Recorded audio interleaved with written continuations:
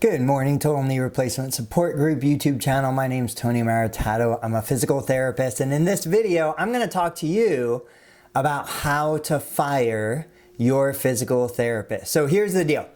As much as I take tremendous pride in working hard, I'm a human. I make mistakes. I drop the ball. I'm the first one to admit it. I have been fired by clients. And I think it's great to bring this perspective to you because the reality, I've been fortunate and I've talked to probably hundreds of physical therapists all around the country. And I think we all know as therapists when we're doing a crummy job, when we drop the ball. You know, there's things that happen in our personal life. There's things that happen in our professional life. And we're not always on our A game, but that doesn't mean that you, the patient, should pay the price for that. If something's going on in my world, I should not be bringing that to work. I need to show up every day with my A game ready to go. And if I'm not, you absolutely not just have the right, I believe you as the patient have the responsibility to protect yourself, protect your outcome, protect the greatest asset you have, in this case, you know, your ability to move, to function. So here's the deal. I'm going to share the story about how I got fired and what my response to it was. And then I'm going to share a couple tips on what you can do to make sure you're getting the best possible physical therapy experience for the money that's being paid, whether it's out of your pocket, out of the insurance company's pocket, wherever that money's coming from. So I had an individual client who reached out to me. He was relocating into my area. And he and his physical therapist, he was already receiving physical therapy where he was living at the time. They did some research, they looked around, and they found me. They found my practice, they found me, and they decided, hey, this is the person to see. Okay, great. You know, that's a huge honor. That somebody would seek out a physical therapist and choose me over all of the other amazing therapists that are in my area. And so we did the initial evaluation, you know, we got to talk, we built rapport. Now, once he started, unfortunately, it was a time in my life that I wasn't in the clinic every single day. So he was working with my team, and my team is phenomenal, but he had his heart set on working with me specifically. And so he felt that he wasn't getting what he wanted. He felt that the quality of care was just fine, but because he came to work with me and I didn't hold up my end of the bargain, which essentially was the idea that I was supposed to call his therapist and we were going to compare notes. Now, again, this is where I take full responsibility. He asked me to call his therapist. He gave me the information for his therapist. I didn't call his therapist. And part of the reason I didn't call his therapist was because based on what he was telling me, I didn't agree with his therapist. I didn't believe what his therapist was doing was in the best interest of the best outcome for this particular patient. And so that's where I said, I dropped the ball. I should have just called. I should have just spoken with the therapist, gotten the information, politely agreed to disagree and move on. I take responsibility for that. The patient came in after 2 or 3 sessions, said, I need to speak with you. I happened to be there that day, said he wasn't getting what he wanted. I explained that we weren't going to be able to provide what he wanted because I did not believe what he wanted was in his best interest for the outcome that he was looking for.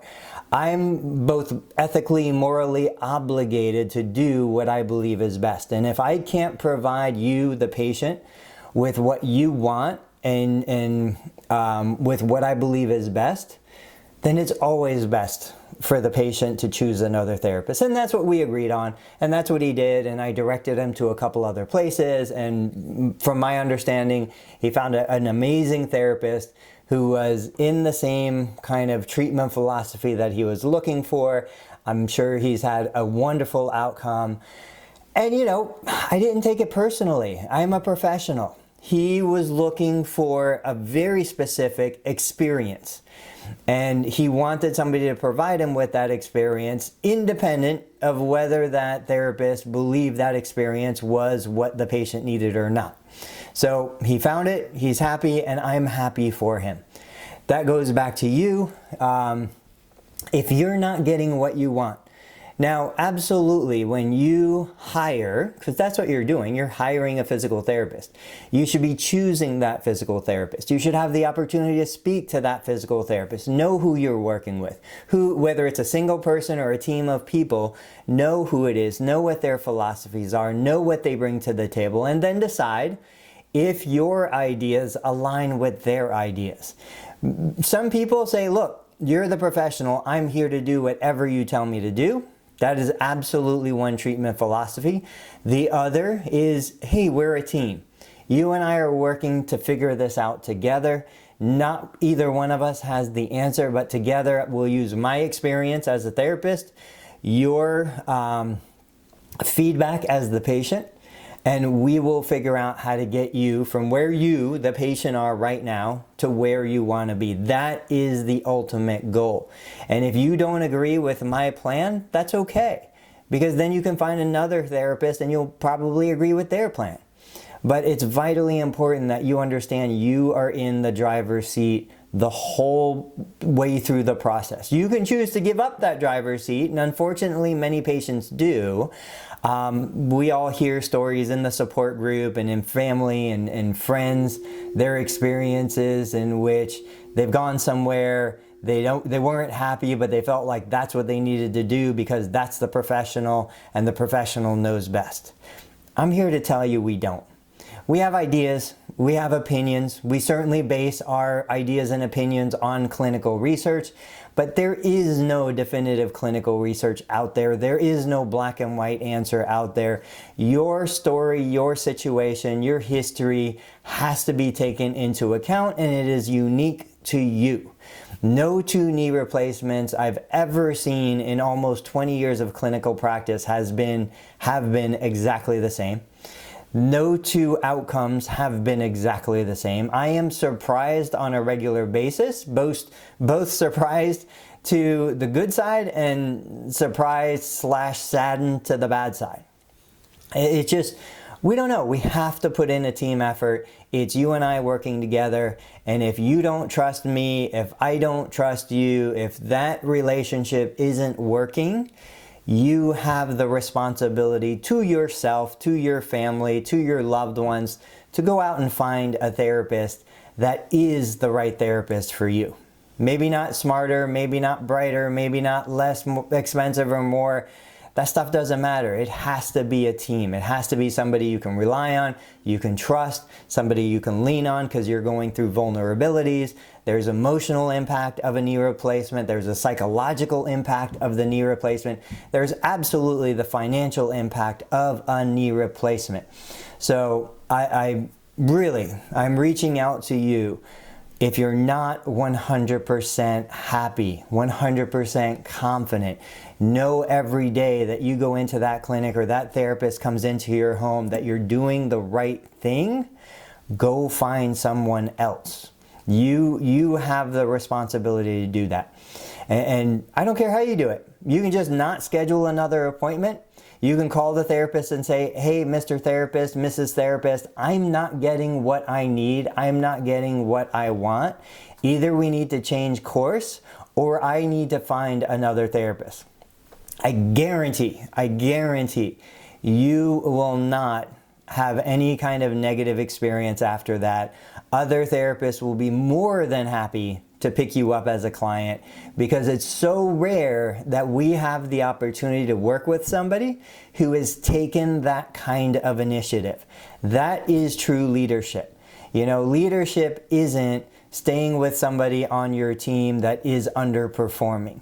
Leadership is recognizing the problem, recognizing the weakness, helping that person address the weakness if that's what you want to do. But then when it doesn't work, cut them free and go find the right person for your team. You have a healthcare team, your surgeon, the nursing staff, the therapy staff, your loved ones, your spouse, your friends.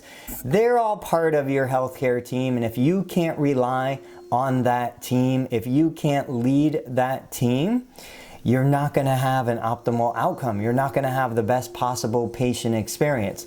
Okay guys, we're at 10 minutes. As always, thank you so much for watching and listening to me rant.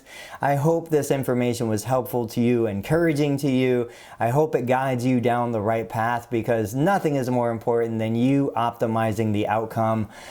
If you would, please like the video, subscribe to the channel if you haven't, and go through my channel. Go to the homepage, look through the videos. I have covered a lot of topics by this point. Now, if I haven't covered a topic you want to know about, post your question in the comments. I will make the video specifically answering your question. That's how much it means to me. Guys, as always, thank you so much, and I'll catch you on the next video.